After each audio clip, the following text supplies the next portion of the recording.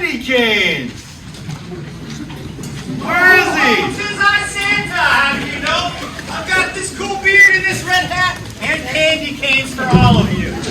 I want to thank you personally for coming to the holiday concert tonight. Everyone will get candy. Unless you're allergic to candy or fun, then don't take candy.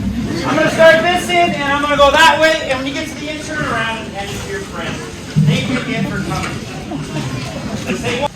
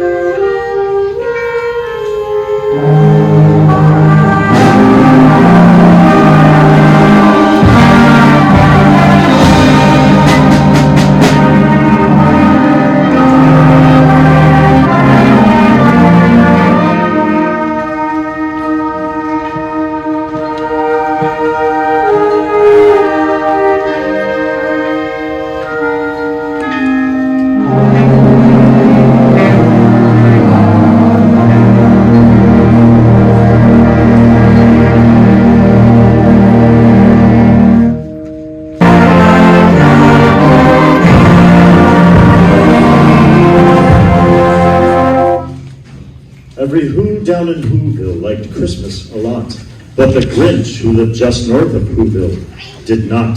The Grinch hated Christmas, the whole Christmas season. Now please don't ask why, no one quite knows the reason. It could be his head wasn't screwed on just right. It could be, perhaps, that his shoes were too tight. But I think that the most likely reason of all may have been that his heart was 2 sizes too small. But whatever the reason, his heart or his shoes, he stood there on Christmas Eve hating the Who's, staring down from his cave with a sour, grinchy frown at the warm-lighted windows below in their town. For he knew every Who down in Whoville beneath was busy now hanging a mistletoe wreath. "And you're hanging their stockings," he snarled with a sneer. "Tomorrow is Christmas. It's practically here." Then he growled with high grinchy fingers nervously drumming, "I must find some way to stop Christmas from coming."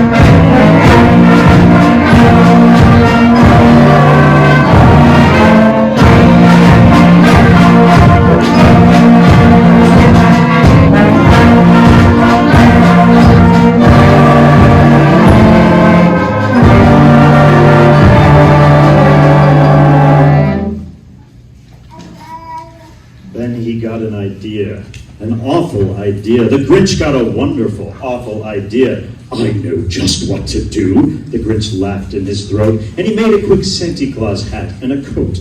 And he chuckled and chuckled, "What a great Grinchy trick! With this coat and this hat, I look just like Saint Nick. All I need is a reindeer." The Grinch looked around, but since reindeer are scarce, there was none to be found. Did that stop the old Grinch? No. The Grinch simply said, "If I can't find a reindeer, I'll make one instead." So he called his dog Max. Then he took some red thread and he tied a big horn to the top of his head. Then he loaded some bags and some old empty sacks on a ramshackle sleigh, and he hitched up old Max. All their windows were dark, quiet snow filled the air. All the Who's were all dreaming sweet dreams without care. When he came to the first house on the square, "This is stop number 1, the old Grinchy Claus hissed, and he climbed to the roof, empty bags in his fist.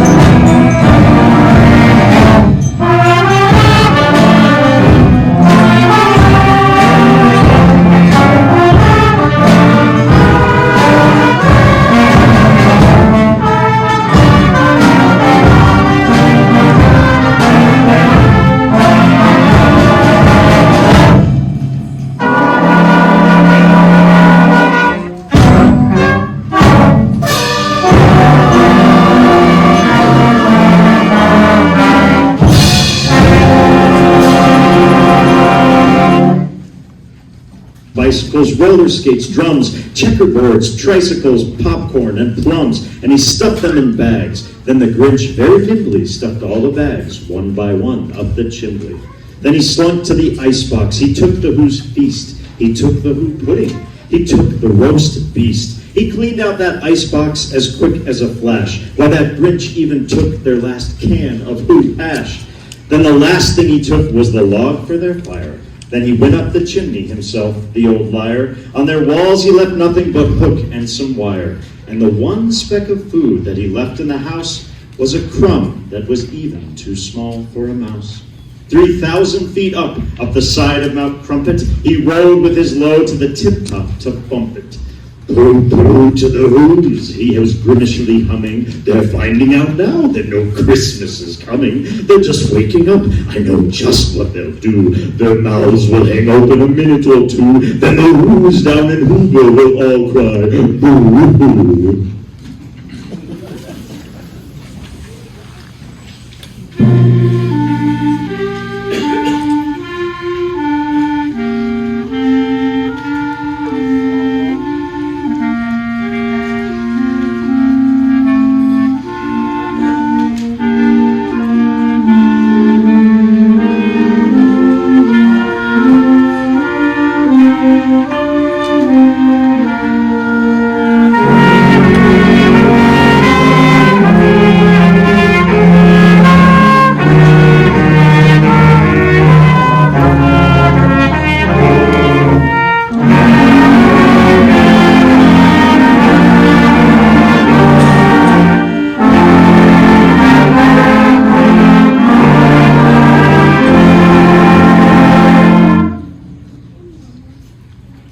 That's a noise, grinned the Grinch, that I simply must hear. So he paused, and the Grinch put his hand to his ear, and he did hear a sound rising over the snow. It started in low, then it started to grow. But the sound wasn't sad. Why, the sound sounded merry. It couldn't be so, but it was merry.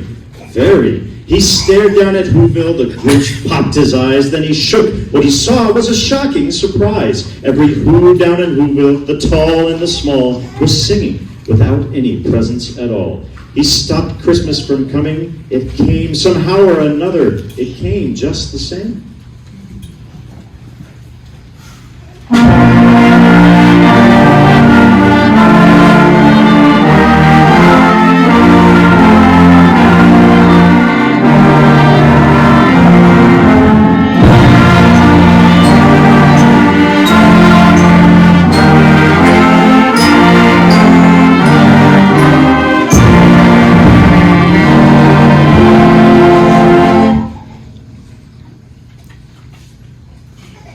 And the Grinch with high Grinch feet, ice cold in the snow, stood puzzling and puzzling. How could it be so? It came without ribbons, it came without tags, it came without packages, boxes, or bags.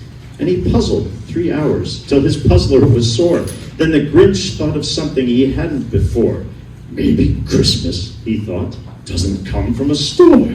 Maybe Christmas perhaps means a little bit more. And what happened then? Well, in Whoville they say that the Grinch's small heart grew 3 sizes that day. And the minute his heart didn't feel quite so tight, he whizzed with his load through the bright morning light, and he brought back the toys and the food for the feast, and he himself, the Grinch, carved the roast beast.